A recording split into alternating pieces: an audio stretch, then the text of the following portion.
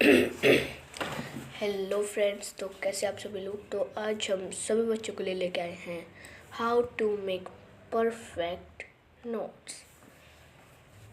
ये बहुत बड़ी दिक्कत है। तो अगर आप भी अपने किसी भी एग्ज़ाम वगैरह में आप टॉप करना चाहते हो तो उसके लिए बहुत अच्छी टिप्स है। सबसे पहले हमें नोट्स बनाने क्यों चाहिए, ये आपके क्विक रिवीजन में, एग्ज़ाम से पहले क्विक रिवीजन में बहुत हेल्प करते हैं, बहुत ज़्यादा। ये आपके अंडरस्टैंडिंग जो कि डिफ़िकल्ट टॉपिक है उसमें हेल्प करते हैं। जो एनसीईआरटी के बहुत लंबे लंबे चैप्टर होते हैं उनको बहुत शॉर्ट कर देते हैं, कि आपकी मेमोरी बढ़ाते हैं, ये मेमोरी रिटेंशन बढ़ाते हैं फैक्ट्स के through. Useful for completing homework efficiency. आप अगर आपका कोई होमवर्क रह गया है, आप कुछ कर रहे हो, तो ये बहुत यूज़फुल होते हैं उसके लिए। अब आती है नोट्स डिफरेंट वेज से कैसे बनाए जाते हैं। सबसे पहले बुलेट पॉइंट। आप बुलेट पॉइंट बना सकते हो, जैसे आपने यहाँ पे बुलेट पॉइंट लगाया, फिर यहाँ बुलेट पॉइंट लगाया, यहाँ बुलेट पॉइंट लगाया, यहाँ बुलेट पॉइंट लगाया, हमने यहाँ लिख दिया, फिर इसके आगे लिख दिया, फिर इसके आगे लिख दिया, फिर इसके आगे। माइंड मैप आप ऐसे बनाओ, यहाँ पे टॉपिक लिखो, यहाँ पे इसके पार्ट का डिफाइन करो, ऐसे। अब आगे आता है टेबल्स। आप डिफरेंशिएट कर रहे हो, यहाँ पे आपने ए लिख दिया, यहाँ पे आपने बी लिख दिया, और इन दोनों को आप डिफरेंशिएट कर रहे हो, ये टेबल्स है। एंड डायग्राम्स तो आपको पता ही है, डायग्राम्स तो आप सभी को पता है। अब आगे आते हैं कि नोट्स बनाने कैसे हैं। सबसे पहले जब भी आपका स्कूल में, आप सेल्फ स्टडी में जब आप चैप्टर पढ़ रहे हो, तो read the section in your NCERT book once. Last में जो कीवर्ड एंड इम्पोर्टेंट का जो सेक्शन होता है ना, उसे ज़रूर पढ़ो, ठीक है। फिर कीवर्ड्स और डेट्स को हिस्ट्री में होती हैं, इनको नोट कर लो, हाईलाइट कर लो बुक में, या फिर आप किसी में नोट भी कर सकते हो। फिर इम्पोर्टेंट डेफिनेशन को अंडरलाइन कर लो, और फिर एक पैराग्राफ को आप किसी भी 2 सेंटेंस में, आप एक पैराग्राफ को समराइज करो 2 सेंटेंस में। आप समराइज करने की कोशिश करो। फिर जब से ही आप नोट्स बना रहे हो, उसमें आप अपने own language, own word use कर सकते हो, बस आपको समझ आने चाहिए, ठीक है।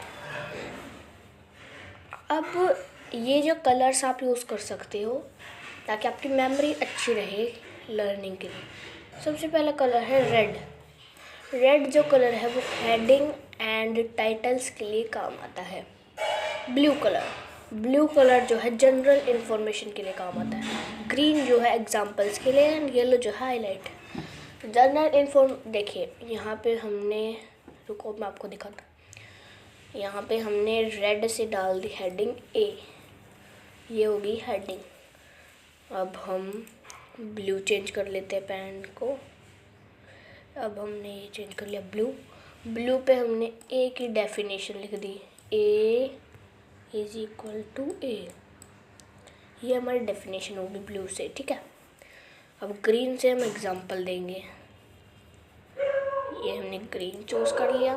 अब एग्जांपल के लिए आप ईजी लिखते हो या जो भी लिखते हो, आगे मैं शॉर्ट फॉर्म्स भी बताऊंगा कि आप क्या क्या शॉर्ट फॉर्म यूज़ कर सकते हो। अब हमने ये दे दिया एग्जांपल, ठीक है। रुको थोड़ा इक्वेशन बना लेते। A is equals to A plus A, example आपका बी। एंड अब सॉरी ये क्या हो गया, ये यहाँ से इरेज करते हैं। अब हम लेते हैं येलो कलर यानी हाईलाइट। अब मान लो हमें इस को इम्पोर्टेंट एग्जाम्पल है तो हमें इसको हाईलाइट करना है। ये इम्पोर्टेंट क्वेश्चन है, तो ये देखो हमने इसको येलो कलर से क्या कर दिया, हाईलाइट, ठीक है। ये आप यूज़ कर सकते हैं। अब आगे चलते हैं। अब आप सिंबल्स क्या यूज़ कर सकते हैं शॉर्टकट के लिए। सिंबल्स हमारे हैं, सबसे पहला है ये जो एरो का निशान है, ये यानी मैथ्स में आप यूज़ कर सकते हो रिजल्ट के लिए या फिर लीड्स टू के लिए। स्टार आपको पता ही है इम्पोर्टेंट के लिए सभी यूज़ करते होंगे, या फिर IMP लिख सकते होंगे आप, IMP, फिर आगे डॉट। एंड ये उल्टा जो S होता है ये आप एंड के लिए यूज़ कीजिएगा। WO means without and this is means, ये 3 डॉट जो हैं ऐसे, इनका मतलब होता है बिकॉज, ठीक है। And WO means without.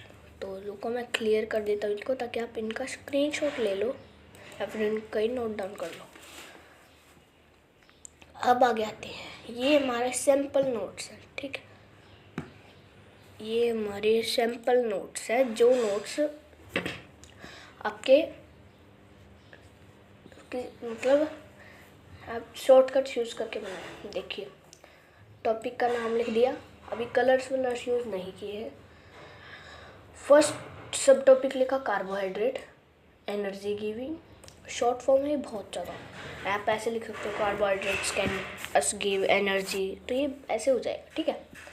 फिर उन्होंने EX यूज़ किया है एग्जाम्पल, ठीक है। अब आ गया हमारा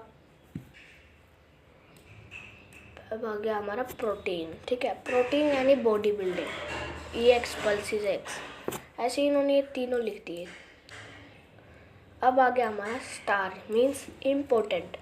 रफेज क्या है? रफेज है हेल्प इन डाइजेशन। तो ऐसे आप अपने नोट्स भी बना सकते हो, लेकिन कलर कोड यूज़ करना ज़रूरी है ताकि आपकी मेमोरी अच्छी रहे। Colour code and short forms. अब रिव्यू एंड रिवाइज, आपको ये नोट्स रिवाइज कैसे करने हैं? अपने नोट्स को जल्दी जल्दी रिवाइज करना है, मतलब रीड करना है। देन अपने नोट्स को आपको बंद कर देना है, फिर रिकॉल करना है कि आपने क्या क्या सीखा। और अगर आपने कोई नई इन्फॉर्मेशन ढूंढी है तो आप अपने नोट्स को अपडेट करो और फिर डेली 15 मिनट्स अपने नोट्स को रिवाइज करो। अब आपको बोनस स्ट्रेटजी टिप देते हैं हम। NCERT के जो बैक एक्सरसाइज है उन्हें प्लीज़ सॉल्व करना, टेक्स्ट बुक के क्वेश्चन प्रैक्टिस कर लेना, नोट्स को एक सेपरेट फोल्डर में रखना या फिर एक कॉपी बना लेना, और सब कुछ कॉपी में मत करना। जैसे यहाँ पे मतलब यहाँ पे ये चैप्टर मान लो आप, ये चैप्टर है, हम नोट्स बना रहे हैं तो इसी का डुप्लीकेट बना दिया हमने, बिल्कुल नहीं। जैसे यहाँ पे ये चैप्टर है, उसमें मान लो ये एंड ये इम्पोर्टेंट है, तो आप इन दोनों को ही नोट करो। ये जो है अगर आपके नहीं याद हो रहे हैं तो आप किसी सेपरेट नोटबुक में लिख लो, ठीक है। सॉरी, ये बैक स्लाइड कैसे हो गया। अब आगे आते हैं, आधे से नोट्स बनाना शुरू कर दो। वैसे अभी तक तो वो आपके या तो एग्ज़ाम्स चल रहे होंगे या फिर आपके वो बुक्स नहीं आए होंगे, लेकिन जैसे ही बुक्स आ जाए उन्हीं दिन से नोट्स बनाना शुरू कर दो।